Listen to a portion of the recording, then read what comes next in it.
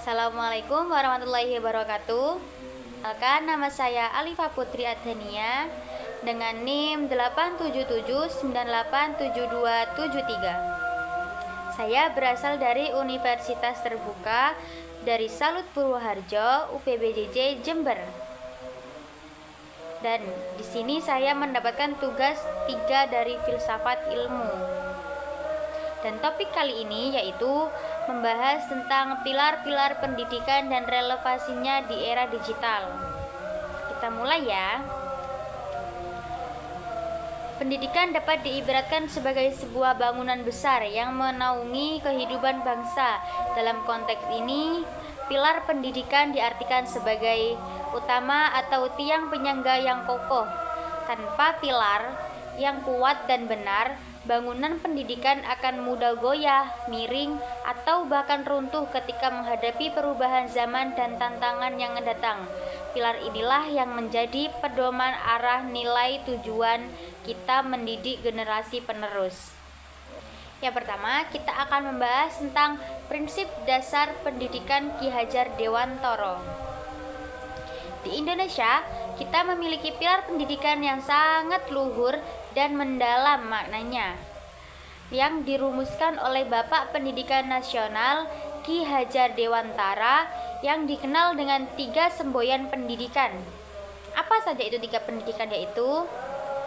Pertama, ing ngarsa sing tulodo, artinya di depan seorang pendidik harus mampu memberi teladan dan contoh yang baik bagi peserta didiknya. Yang kedua, ing madya mangun karso, artinya di tengah-tengah peserta didik, pendidik harus mampu membangun semangat, kemauan, dan inisiatif belajar agar siswa aktif dan bersemangat. Ya. Tutwuri handayani, yang artinya di belakang atau di samping. Pendidik harus selalu siap memberikan dorongan, dukungan, dan semangat agar potensi anak berkembang secara maksimal. Dari ketiga prinsip ini tadi, bukan sekedar kata-kata. Inti dari filsafat pendidikan kita yang berpusat pada manusia dan kemanusiaan. Di pembahasan yang kedua, kita akan membahas tentang analisis relevansi dan tantangan di era digital.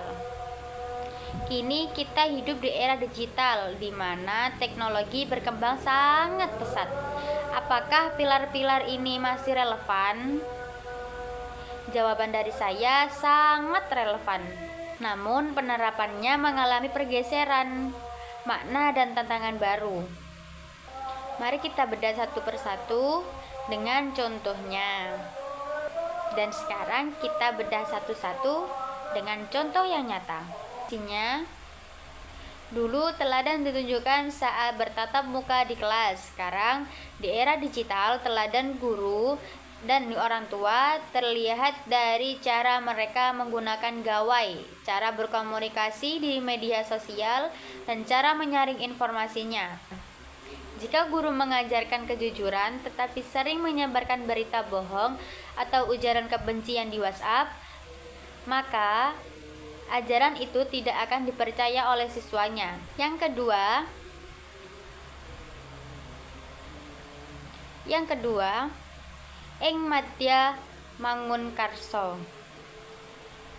Relevansi di era ini, guru bukan lagi satu-satunya sumber ilmu pengetahuan. Ilmu ada di mana-mana. Tugas kita adalah berada di tengah siswa untuk memandu mereka mencari informasi yang benar, mengubah informasi menjadi pengetahuan, dan pengetahuan menjadi keterampilan. Contohnya, dalam pembelajaran daring atau tatap muka terbantu teknologi, guru tidak hanya berceramah, tetapi memfasilitasi diskusi, proyek kolaborasi, dan eksperimen digital. Kita membangun keinginan mereka untuk belajar mandiri dan kreatif. Tutwuri handayani. Relevansinya, ketika siswa sibuk mengeksplorasi dunia mayanya. Yang ketiga, tutwuri handayani. Relevansi ketika siswa sibuk mengeksplorasi dunia maya dan teknologi, pendidikan tidak boleh melepaskan mereka begitu saja. kita tetap berada di belakang layar memberikan dukungan emosional dan motivasi agar mereka tidak tersesat. Contohnya, saat siswa gagal mengerjakan tugas aplikasi pembelajaran atau merasa tertekan dengan dunia maya, peran kita adalah menguatkan mental dan mengarahkan kembali ke jalan yang benar. Itu tugas kita. Dan di pembahasan yang ketiga,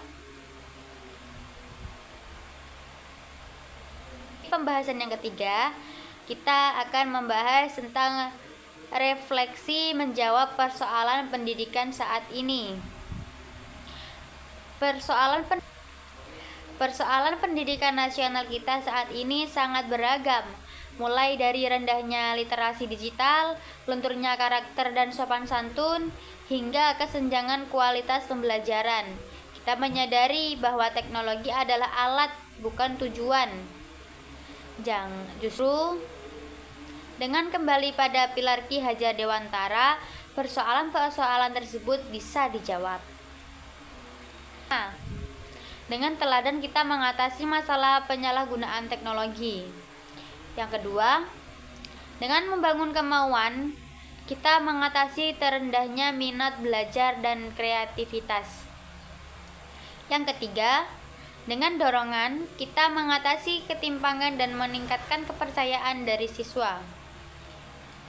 Jadi, seberapa canggih pun zaman berubah, jiwa pendidikan kita tetaplah pada ketiga prinsip ini.